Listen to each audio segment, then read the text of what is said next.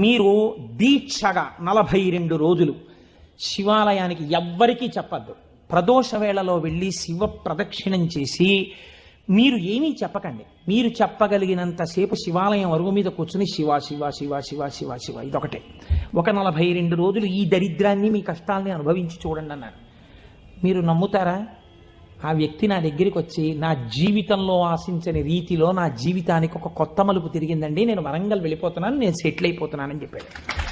ఆ వ్యక్తే నాకు ఈ మధ్యనే మళ్ళీ ఫోన్ చేసి, కోటేశ్వరారు ఇప్పుడు నేను ఎంత ఆనందంగా ఉన్నాను అనండి, ఒక్కసారి మీరు ఏమైనా వరంగల్ వస్తారేమిటండి ఉపన్యాసాలకి, మీ దర్శనానికి వద్దాం అనుకుంటున్నాను, నేను కూడా కాకినాడ అన్నాడు.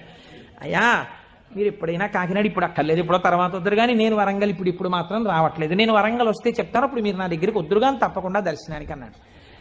కళ్యాణి అందులో అంటారే, ఏతి జీవంతిమానందో నరం వర్ష శతాదపి